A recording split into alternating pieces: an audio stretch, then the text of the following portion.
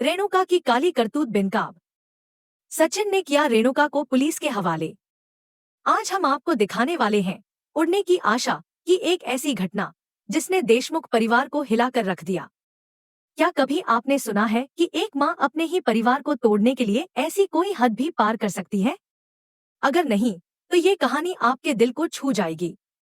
इस दिलचस्प और भावनात्मक घटनाक्रम को जानने के लिए वीडियो पूरा जरूर देखें। कहानी इस मोड़ पर पहुंच चुकी है जहां रेणुका ने अपने हर उसूल और सिद्धांत को ताक पर रख दिया है, जिसे कभी परिवार की सच्चाई के रूप में माना जाता था। दरअसल एक रात घर के मंदिर से कुछ गहने गायब हो जाते हैं और पूरा घर इस रहस्य में उलझ जाता है। सभी को लगा कि यह चोरी किसी बाहरी व्यक्ति ने की होगी, लेकिन जब शक की सुई साइली पर आकर रुकती है तो सबका दिल थाम जाता है। रेणुका, जो पहले से ही साइली के खिलाफ थी, इस बार उसके चरित्र पर हमला करती है। एक बार फिर अपनी बुरी नीयत को छिपाते हुए वह साइली पर उंगली उठाने में पीछे नहीं रहती। रेणुका का मुखौटा अब पूरी तरह से गिर चुका है और वह मासूमियत का झूठा ढोंग करती हुई यह साबित करने में लगी रहती है कि साइली ने ही उन गहनों को चुराया है। वह साइली के मायके की गरीबी का मजाक उड़ाते हुए यह सिद्ध करने की कोशिश करती है कि यह चोरी उसकी मजबूरी का परिणाम है, ताकि साइली की बेगुनाही को हर कोई नकार सके।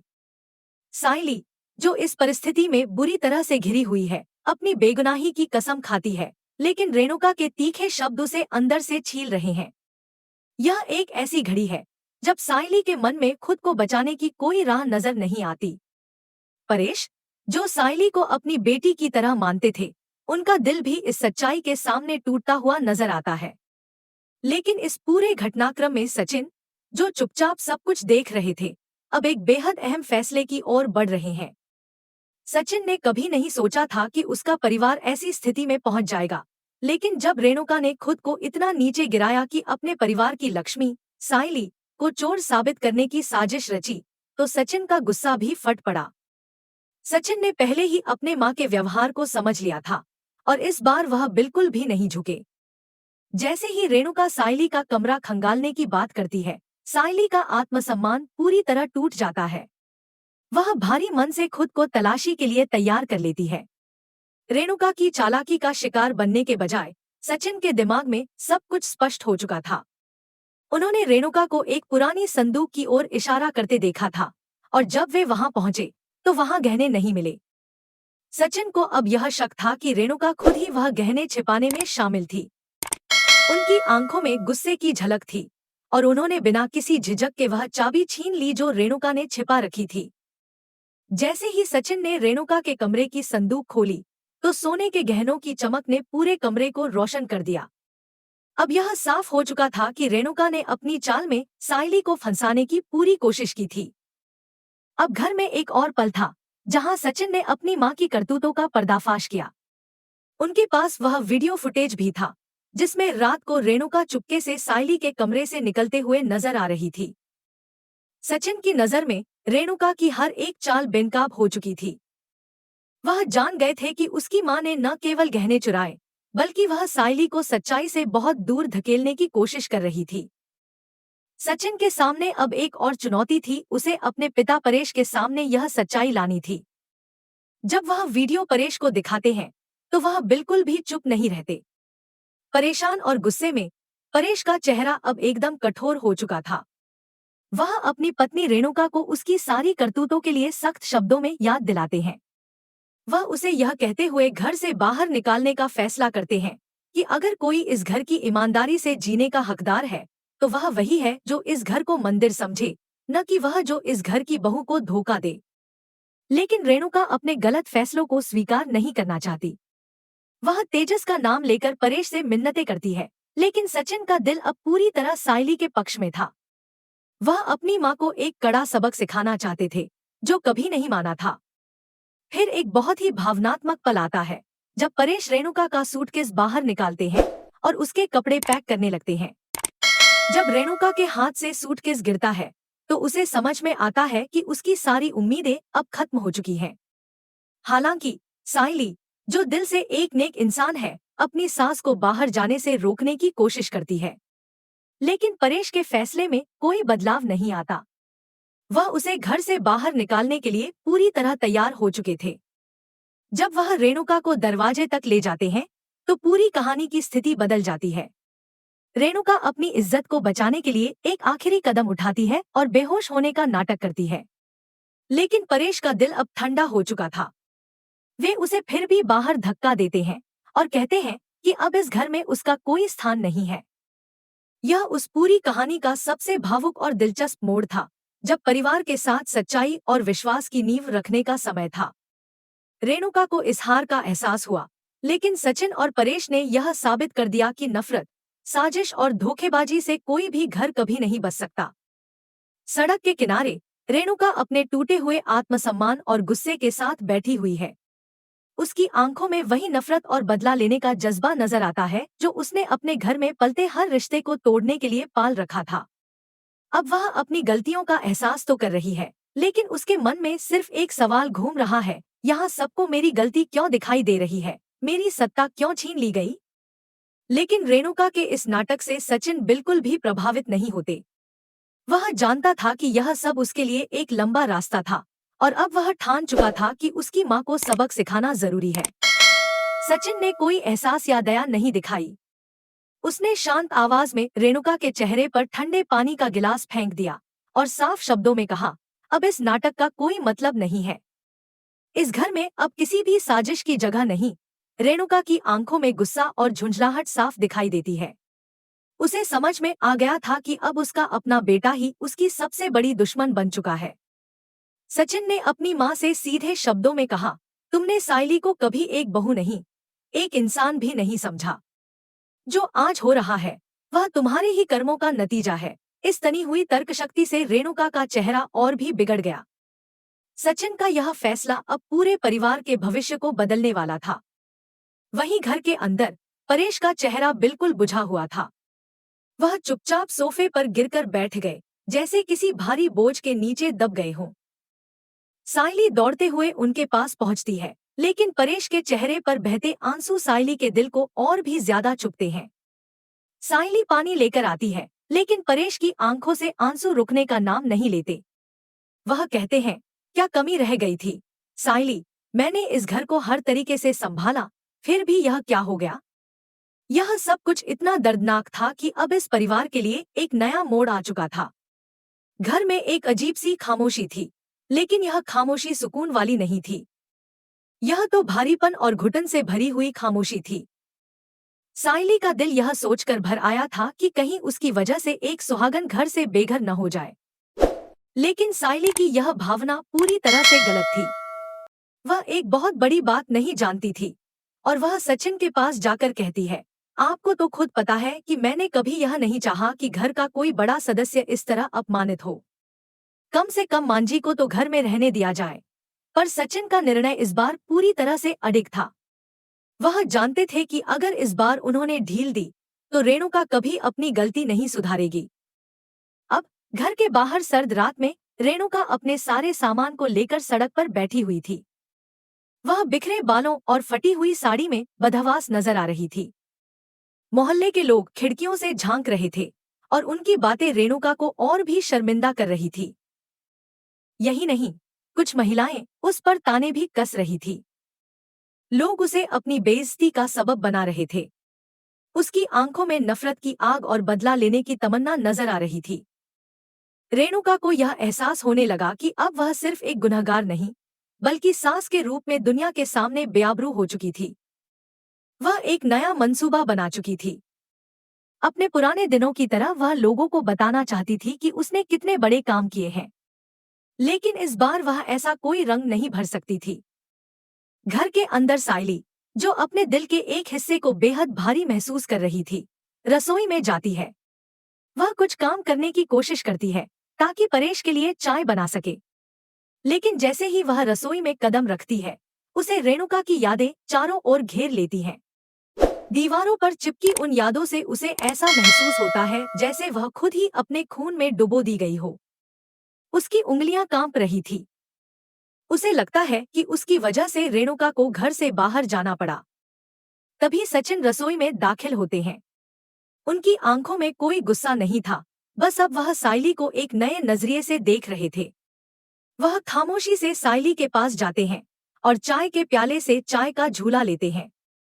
यह उनका एक छोटा सा इशारा था, लेकिन उनके इस इशारे ने साइली को यह महसूस कराया कि अब सचिन उसे पूरी तरह से समझते हैं। वह उसे समझाते हैं, तुम दोषी नहीं हो साइली, तुमने गलत कुछ नहीं किया, तुमने इस घर को एक बहुत बड़े पाप से बचाया है। जो भी हुआ वह इस घर के भले के लिए था। परेश, जो दूसरे कमरे में बैठकर अपनी पुरानी यादों को सहेजने की कोशिश कर रहे थे, अब पूरी तरह से उदास हो गए थे। उनकी नजरें उन तस्वीरों पर थीं, जब उनका परिवार खुश था। वे सोच रहे थे, क्या हो गया, क्या कमी रह गई थी, जो मेरी पत्नी इस हद तक गिर गई। उनकी खामोशी अब साइली के लिए भी एक भारीपन बन चुकी थी। वह उनके पास जाती है और कहती है, पापा, कम से कम आज की रात मांझी को घर में ही रहने दिया जाए, उन्हें बाहर न भेजें। लेकिन परेश का जवाब सख्त था। उनका मानना था कि अगर इस समय ढील दी तो रेणुका अपनी गलती नहीं सुधारेगी। इसी बीच बाहर रेणुका ने एक नया दांव खेला। रात होते ही उसने कुछ औरतों को इकट्ठा कर लिया था और अब वह इस मुद्दे को पूरी मोहल्ले की नजरों में ले आ रही थी।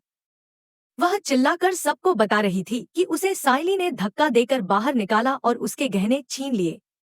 झूठ का ऐसा जाल बुना जा रहा था जिसे काटना सचिन के लिए मुश्किल होने वाला था। सचिन जब बाहर जाकर देखता है तो उसका पारा 7वें आसमान पर पहुंच जाता है। वह जानता था कि अब उसे अपनी मां की चाल को नाकाम करना होगा।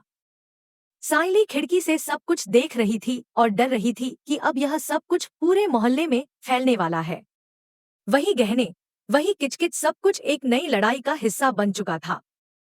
हमारे चैनल की इस कवरेज में आपको बताया जाएगा कि कैसे यह पूरी कहानी अब कानूनी दावों में बदलने वाली है। रेणुका ने यह साबित कर दिया है कि वह किसी भी हद तक जा सकती है।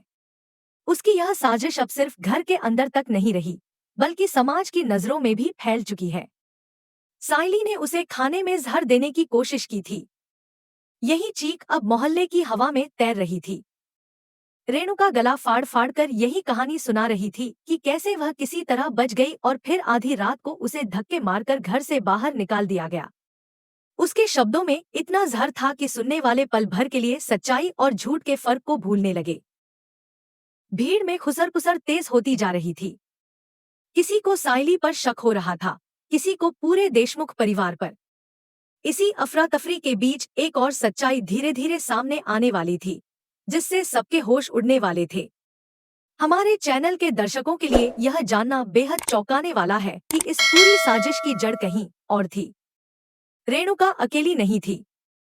उसके पीछे उसकी वही बहन सुधा खड़ी थी, जो हमेशा से कानून की किताबों को हथियार बनाकर लोगों को डराने में माहिर रही है। सुधा ने पहले से ही पूरी तैयारी कर रखी थी, झूठी धाराएं, बनावटी आरोप और ऐसा जाल जिसमें फंसकर परेश और सचिन को जेल की हवा खानी पड़ सकती थी। तभी मोहल्ले की तंग गलियों में अचानक नीली बत्ती चमक उठती है। पुलिस की गाड़ी रुकती है। 2 पुलिसकर्मी और एक महिला कांस्टेबल भीड़ को हटाते हुए देशमुख निवास के दरवाजे तक पहुंचते हैं। दरवाजे पर दस्तक पड़ती है। अंदर का माहौल एक पल के लिए जम सा जाता है। सचिन आगे बढ़ता है। उसके चेहरे पर गुस्सा है, लेकिन उससे भी ज्यादा ठंडा आत्मविश्वास। वह दरवाजा खोलता है। पुलिस को देखकर भी उसके चेहरे पर घबराहट की एक भी लकीर नहीं उभरती। उधर साइली अंदर खड़ी सब देख रही है। उसके पैरों के नीचे से जमीन खिसकती महसूस होती है। उसका दिल सिर्फ एक ही डर से कांप रहा है, अगर पुलिस ने परेश को कुछ भी कहा या छुआ तो शायद वह यह सदमा झेल नहीं पाएंगे। पुलिस अधिकारी सीधे मुद्दे पर आते हैं। रेणुका की शिकायत का हवाला देते हुए वे कहते हैं कि साइली को पूछताछ के लिए थाने चलना होगा। यह सुनते ही साइली का चेहरा पीला पड़ जाता है, लेकिन तभी सचिन एक कदम आगे बढ़ता है। उसके भीतर का बेटा, पति और इंसान तीनों एक साथ खड़े हो जाते हैं। वह बहुत शांत लेकिन बेहद सख्त आवाज में कहता है, कानून अंधा हो सकता है लेकिन तकनीक नहीं। यह कहकर वह अपना मोबाइल फोन निकालता है।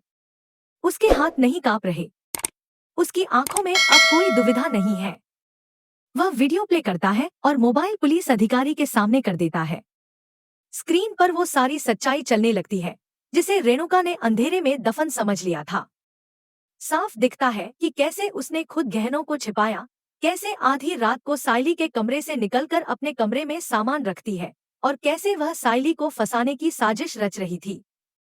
जैसे जैसे वीडियो आगे बढ़ता है, बाहर खड़ी रेणुका की आवाज धीमी पड़ने लगती है। उसके चेहरे का रंग उड़ जाता है। भीड़ में खड़े लोग एक दूसरे का मुंह देखने लगते हैं। यह फुटेज उस पल सबसे बड़ा सच बन जाता है। पुलिस अधिकारियों का रवैया तुरंत बदल जाता है। वे बाहर खड़ी भीड़ की तरफ मुड़ते हैं और रेणुका को सख्त लहजे में चेतावनी देते हैं। वे कहते हैं कि झूठी शिकायत दर्ज कराना और पुलिस का समय बर्बाद करना एक गंभीर अपराध है और इसके लिए रेणुका को गिरफ्तार भी किया जा सकता है। यह सुनते ही रेणुका के पैरों तले जमीन खिसक जाती है। अभी तक जो औरत खुद को पीड़ित बता रही थी, वही अब पुलिस के सामने हाथ जोड़कर गिर जाती है, माफी मांगती है, गिड़गिड़ाती है। लेकिन कहानी यहाँ खत्म नहीं होती। मोहल्ले के वही लोग जो कुछ देर पहले साइली पर उंगली उठा रहे थे, अब रेणुका को लताड़ने लगते हैं। किसी की आंखों में नफरत है, किसी की आंखों में शर्मिंदगी। साइली यह सब देख रही है। उसकी आंखों से आंसू बहने लगते हैं। वह आगे बढ़ती है और पुलिस से हाथ जोड़कर कहती है कि उसकी सास को गिरफ्तार न किया जाए। उसका यह बड़पन, यह करुणावह मौजूद हर इंसान को भीतर तक हिला देती है। एक पल के लिए सब खामोश हो जाते हैं। इसी बीच परेश भी बाहर आते हैं। उनकी आंखें लाल हैं, चेहरा थका हुआ। वे पुलिस से साफ कहते हैं कि वे अपनी पत्नी के खिलाफ कोई केस नहीं करना चाहते, लेकिन साथ ही यह भी साफ कर देते हैं कि रेणुका के लिए इस घर के दरवाजे अब हमेशा के लिए बंद है। उनका फैसला अटल है। सबसे भावुक पल तब आता है जब सचिन साइली का हाथ पकड़ता है और उसे घर के अंदर ले जाता है। रेणुका सामने खड़ी देखती रह जाती है। दरवाजा जोर से बंद होता है। वह आवाज जैसे किसी अध्याय के खत्म होने की मुहर हो। रेणुका सड़क पर अकेली खड़ी रह जाती है। न घर, न परिवार, न वह इष्ट जिसके लिए वह पूरी जिंदगी लड़ती रही। अंदर साइली फूट फूट कर रोने लगती है। वह सचिन से पूछती है कि क्या वे सच में सही कर रहे हैं। सचिन उसे गले लगा लेता है और धीमी आवाज में कहता है, कभी कभी शांति पाने के लिए युद्ध जरूरी होता है। रात गुजरती है। अगली सुबह देशमुख परिवार के लिए एक नई रोशनी लेकर आती है, लेकिन उस रोशनी में सुकून कम और बोझ ज्यादा है। साइली अब घर की जिम्मेदारियां संभाल रही है, सफाई, परेश की दवाइयां, हर छोटी बड़ी बात। लेकिन उसके चेहरे पर जीत की चमक नहीं है। उसकी आंखों के नीचे काले घेरे साफ बताते हैं कि वह पूरी रात सो नहीं पाई। वह बार बार मुख्य द्वार की तरफ देखती है, जैसे अब भी कहीं भीतर उम्मीद बची हो कि रेणुका अपनी गलती मानकर लौट आएगी और सब ठीक हो जाएगा। लेकिन उसे नहीं पता कि शहर के एक पुराने संकरे मकान में रेणुका और सुधा मिलकर एक नई तबाही की स्क्रिप्ट लिख रही हैं। सुधा, जो खुद नफरत और लालच में डूबी है, रेणुका को रोने नहीं देती। वह उसे समझाती है कि आंसू बहाने से हक वापस नहीं मिलता। उसे कानून का सहारा लेना होगा। सुधा पहले ही एक ऐसे वकील से बात कर चुकी है जो पैसों के लिए सच और झूठ का फर्क मिटा सकता है। रेणुका की आंखों में अब पछतावा नहीं, सिर्फ बदले की आग है। वह कहती है कि उसने अपनी पूरी जिंदगी उस घर को दी है और अब वह उस घर को तोड़कर ही दम लेगी। वह चाहती है कि परेश कोर्ट के चक्कर काटे और सचिन अपनी टैक्सी बेचने पर मजबूर हो जाए। उधर घर में सचिन उठते ही परेश के कमरे में जाता है। परेश दीवार पर टंगी अपनी और रेणुका की पुरानी तस्वीर को देख रहे हैं। उनकी आंखों से एक आंसू टपकता है। सचिन समझ जाता है कि उसकी मां ने सिर्फ गहने नहीं, उसके पिता का भरोसा और जीने की इच्छा भी चुरा ली है। सचिन रसोई में साइली के पास जाता है। वह परेश के लिए दलिया बना रही है। सचिन कहता है कि उसे इतना सब करने की जरूरत नहीं। साइली बस इतना कहती है, रिश्ते कभी हिसाब किताब से नहीं चलते। तभी दरवाजे की घंटी बजती है। सबके दिल की धड़कन तेज हो जाती है। दरवाजा खुलता है। सामने कुरियर वाला खड़ा है। उसके हाथ में एक लिफाफा है, कोर्ट नोटिस। सचिन के पैरों तले जमीन खिसक जाती है। रेणुका ने परेश पर घरेलू हिंसा और घर से बेदखल करने का झूठा केस कर दिया है। नोटिस पढ़ते ही परेश का सिर चकराने लगता है। वह सोफे पर गिर पड़ते हैं। साइली दौड़कर पानी लाती है। सचिन समझ जाता है कि लड़ाई अभी खत्म नहीं हुई है। और तभी बाहर एक ऑटो आकर रुकता है। सचिन खिड़की से देखता है। रेणुका उतरती है। इस बार अकेली नहीं, उसके साथ सुधा और एक कैमरामैन है। लड़ाई अब और भी बड़ी होने वाली है। रेणुका ने इस बार अपनी बेपसी का ऐसा नाटक रचा जिसे देखकर कोई भी पिघल जाए। उसने स्थानीय मीडिया के एक छोटे से न्यूज चैनल को पैसे देकर बुला लिया था। कैमरा जैसे ही ऑन हुआ, वह फूट फूट कर रोने लगी। कांपती आवाज में कहने लगी कि देखिए कैसे उसका ही बेटा और बहू उसे अपने ही घर में घुसने नहीं दे रहे। वह बार बार अपने आंसू पोंछती, कभी दिल पर हाथ रखती तो कभी दरवाजे की तरफ इशारा करती। कैमरे के सामने वह खुद को एक लाचार, सताई हुई मां दिखा रही थी और हर शब्द में साइली को खलनायक बनाने की कोशिश कर रही थी। हमारे चैनल पर हम आपको पहले ही आगाह कर देना चाहते हैं कि यह ड्रामा अब सिर्फ घर की चार दीवारों तक सीमित नहीं रहने वाला था। यह वह मोड़ था जहां देशमुख परिवार की इज्जत दांव पर लगने वाली थी। सचिन दरवाजे की तरफ बढ़ता है। उसके चेहरे पर गुस्सा साफ झलक रहा है। वह बाहर निकलकर सब कुछ खत्म कर देना चाहता है, लेकिन तभी साइली उसका हाथ थाम लेती है। उसकी पकड़ में डर भी है और समझदारी भी। साइली जानती है कि अगर सचिन कैमरे के सामने जरा सा भी आपा खो बैठा तो रेणुका का झूठा केस और मजबूत हो जाएगा। साइली गहरी सांस लेती है और खुद आगे बढ़कर दरवाजे पर खड़ी हो जाती है। कैमरे की लाल बत्ती उसकी आंखों में चुभती है, लेकिन वह खुद को संभालती है। बेहद शांत और संयमित स्वर में वह कहती है कि सत्य को किसी प्रमाण की जरूरत नहीं होती। उसके शब्दों में न गुस्सा है, न घबराहट। वह रेणुका की तरफ देखकर कहती है कि अगर वह घर के अंदर आना चाहती है तो आ सकती है, लेकिन कानून के रक्षक भी साथ रहेंगे। साइली की यह हिम्मत देखकर रेणुका एक पल के लिए चौंक जाती है। उसे उम्मीद नहीं थी कि जिसे वह कमजोर समझती रही वही उसके सामने इस तरह खड़ी हो जाएगी। रेणुका की बहन सुधा उसके कान में धीरे से फुसफुसाती है कि अंदर चलो, असली खेल तो अब शुरू होगा। रेणुका अंदर कदम रखती है। घर का माहौल अचानक ठंडा पड़ जाता है, जैसे दीवारों में भी तनाव भर गया हो। वह बिना किसी से नजर मिलाए सीधे अपने पुराने कमरे की तरफ बढ़ती है, लेकिन सचिन रास्ता रोक लेता है। उसकी आवाज में सख्ती है, लेकिन वह खुद को काबू में रखता है। वह साफ कह देता है कि कोर्ट के नोटिस के मुताबिक रेणुका को घर में रहने की इजाजत तो है, लेकिन सिर्फ एक कमरे में, और वह कमरा होगा घर का सबसे छोटा, कोने में पड़ा स्टोर रूम। रेणुका चिल्लाने लगती है। उसका गुस्सा फूट पड़ता है। वह इसे अपमान बताती है, अपने अधिकारों की दुहाई देती है, लेकिन सचिन आज झुकने वाला नहीं है। उसकी आंखों में अब कोई दया नहीं बची। हमारे चैनल पर हम आपको साफ बता दें कि अब एक ही छत के नीचे दो विपरीत ध्रुव रहने वाले थे। एक तरफ सचिन और साइली, जो सच और शांति की रक्षा कर रहे थे, और दूसरी तरफ रेणुका, जो उसी घर में रहकर उसे अंदर से तोड़ने की योजना बना चुकी थी। रात गहराने लगती है। पूरे घर में अजीब सी खामोशी पसरी हुई है। स्टोर रूम के अंधेरे कोने से रेणुका के बड़बड़ाने की आवाजें आती हैं। कभी वह खुद से बात करती है, कभी किसी अनदेखे दुश्मन से। साइली मंदिर के सामने दिया जलाती है। उसकी आंखें बंद हैं, हाथ जुड़े हुए हैं। वह प्रार्थना कर रही है कि इस अग्नि परीक्षा में उसका परिवार सुरक्षित रहे। लेकिन उसे क्या पता था कि उसी रात अंधेरे में रेणुका अपनी बहन सुधा को एक संदेश भेज चुकी है।